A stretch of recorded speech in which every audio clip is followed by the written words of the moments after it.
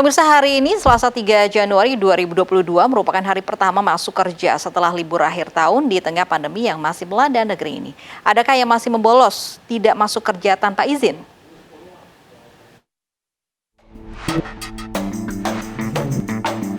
Memasuki awal tahun 2022, para aparatur sipil negara di Balai Kota DKI Jakarta sudah melakukan aktivitas pelayanan publik dari kantor maksimal 100%.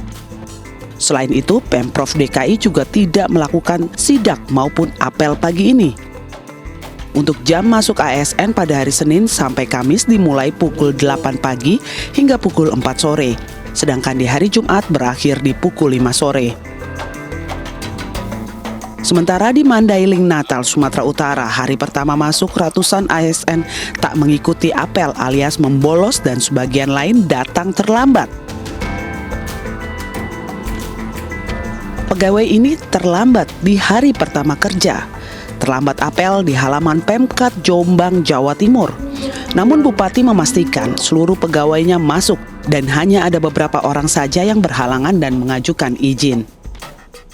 Insya Allah 100% hadir. Kalau ada yang berhalangan saja. Tadi ada yang terlambat juga, Bu. Intinya apa, ada sanksi, Bu, untuk mereka, Bu? Saya rasa kalau terlambat karena ikut upacara saja ya nanti ada perhatian lah dari sektor. Apa sanksinya biasanya, Bu, kalau? Ya kita belum tahu sih kesalahannya apa, kan terlambatnya kita alasannya juga belum tahu, Mas. Diharapkan jika ada pegawai yang telat diberikan sanksi karena bekerja sebagai aparatur sipil negara, kedisiplinan jadi salah satu kunci kemajuan wilayah dalam memberikan pelayanan publik. Tim Liputan iNews melaporkan. Dua pelaku praktek penipuan calon pegawai negeri sipil di Pati, Jawa Tengah diringkus polisi. Para pelaku menjanjikan korban lolos PNS dengan modus memiliki akses ke kementerian dengan syarat membayar ratusan juta rupiah.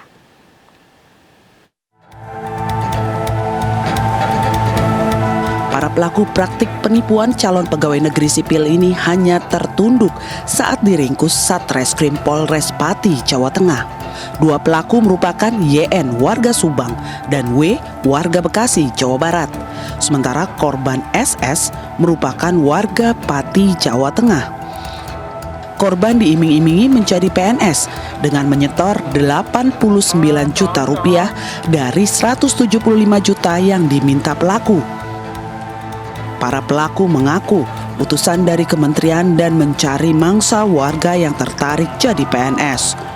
Korban yang dijanjikan masuk Kementerian Perhubungan pun masuk perangkap pelaku. Koneksinya katanya di dinas apa? Di mana? Di Perhubungan. Kementerian? Perhubungan Pati. Oh, Kementerian Perhubungan. Padahal itu nggak ada. Kalau kita nggak ada. Berarti kan kamu bohong. Itu dari bawah. Ini udah berapa kali kamu lakukan? Kamu kok bisa dari Jakarta ke sini? Jauh sekali. Kenapa di saya dipanggilkan? Mengiming-imingi orang untuk masuk PNS.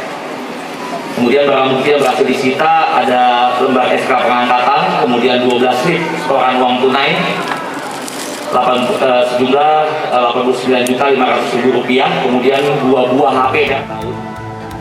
Usai melakukan transfer, kedua pelaku ternyata tidak bisa dihubungi hingga korban melapor ke polisi.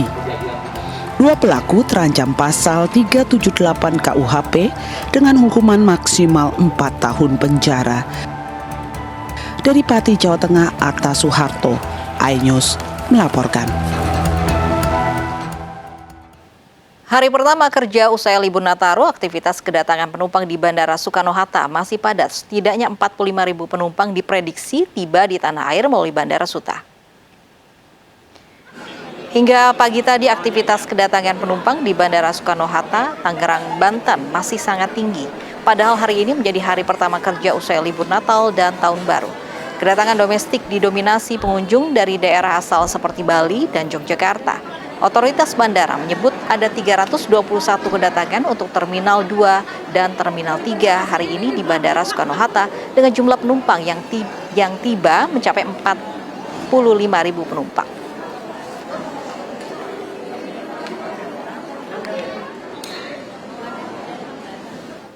Situasi stasiun Pasar Senen pasca libur tahun baru juga mengalami peningkatan jumlah kedatangan penumpang dari daerah Jawa Tengah dan Jawa Timur.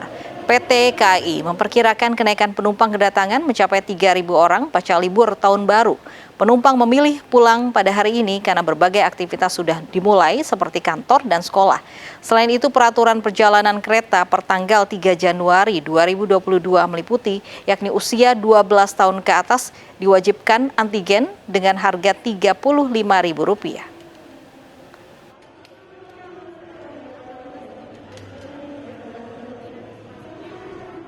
Dan untuk mengetahui situasi terkini, kita bergabung dengan rekan Yosepina Damaris di Bandara Soekarno-Hatta, Tangerang, Banten, dan ada Daneswara di Stasiun Senen, Jakarta. Kita ke Yosepina terlebih dahulu.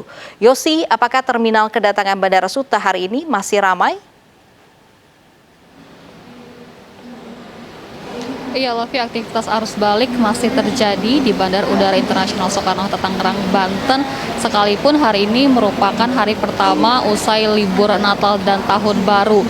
Meskipun juga puncak arus balik sendiri sudah terjadi kemarin, di mana ada 78.000 penumpang yang tiba, baik itu dari kedatangan domestik maupun internasional. Pantauan kami memang cukup padat aktivitas ataupun situasi yang terjadi di sini, mulai dari selasar kedatangan, kemudian juga area penjemputan, hingga area parkir, khususnya di area Terminal 2D kedatangan di Bandara Soekarno-Hatta. Karena catatan otoritas bandara ini ada sebanyak 45.000 penumpang asal domestik maupun internasional yang diprediksi tiba hingga pukul 22 waktu Indonesia Barat malam nanti. Mayoritas kedatangan memang didominasi oleh daerah tujuan ataupun asal wisata seperti Denpasar, Yogyakarta, ada Padang, kemudian juga Pangkal Pinang. Jadi kedatangan memang hanya ada di Terminal 2 dan Terminal 3, namun mayoritas memang kebanyakan ada di Terminal 2. Kemudian untuk aturan pelaku perjalanan menggunakan pesawat sendiri masih sama. Untuk WNI kedatangan domestik yang tiba ini harus sudah menjalani vaksinasi COVID-19, kemudian juga mengikuti tes COVID-19 dengan hasil negatif dan mengisi e-hack yang terlampir pada aplikasi Peduli Lindungi. Sementara kalau untuk WNI yang tiba dari kedatangan internasional tetap harus menjalani masa karantina dengan waktu 10 hingga maksimal 14 hari. Bagaimana situasi arus balik di Stasiun Pasar Senen, Jakarta? Ada Daneswara yang siap dengan laporannya. Danes.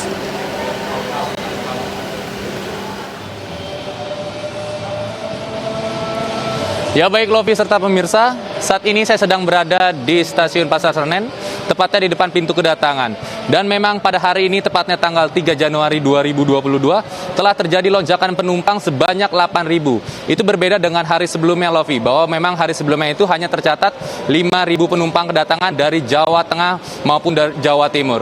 Dan tadi juga saya sempat berbincang dengan Kepala Humas dari PT KAI, Ibu Eva Koirunisa, mengatakan bahwa memang puncak arus balik ini terjadi pada hari ini, 3 Januari 2022. Dan selanjutnya untuk peraturan perjalanan kereta ini sudah berbeda dibandingkan sebelumnya, bahwa memang untuk usia 12 tahun ke atas diwajibkan untuk memiliki tes usap antigen serta sudah divaksin dosis pertama. Dan untuk usia di bawah 12 tahun itu sudah diwajibkan untuk orang tuanya antigen.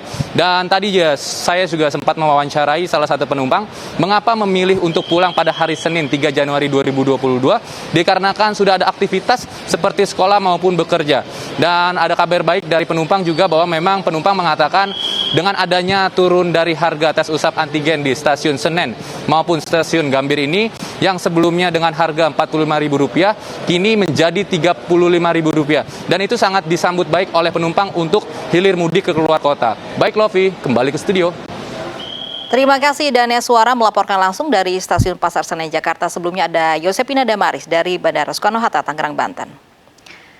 Pemirsa, di masa adaptasi kebiasaan baru, tak sedikit keluarga di Indonesia yang masih mengalami krisis ekonomi akibat pandemi COVID-19. Untuk memenuhi asupan gizi anak-anak, MNC Peduli galakan pencegahan dan penyuluhan antisipasi stunting agar mereka terhindar dari gizi buruk.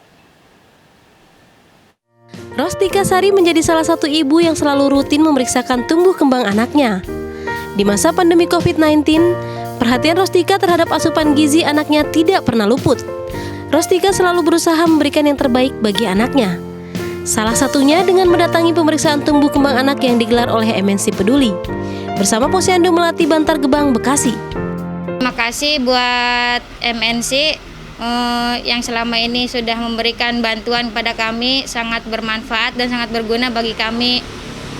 Semoga selalu kedepannya semakin baik dan maju, semakin maju. Sukses buat MNC. Mengucapkan terima kasih atas kepedulian MNC Peduli yang telah rutin setiap bulan memonitoring kegiatan kami Posyandu Melati 9 dan memberikan bahan makanan tambahan untuk balita dan bayi dan ibu hamil.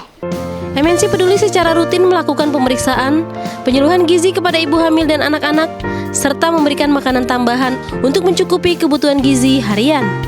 Jadi kita datang ke sana untuk memberi sosialisasi agar semua mengerti bahwa the first 1000 days, 1000 hari pertama, itu paling penting untuk anak-anak ini diberikan gizi yang memadai. MNC Peduli akan terus memberikan informasi guna meningkatkan kesadaran masyarakat akan pentingnya gizi untuk anak-anak dan ibu hamil dalam mencegah stunting. Dari Bekasi, Jawa Barat, Esra Ambarita Bayu Anggara, iNews melaporkan. Diduga tak kuat menahan beban, panggung hiburan di Kediri, Jawa Timur ambruk. Kejadian ini pun viral di media sosial. Selengkapnya sesaat lagi.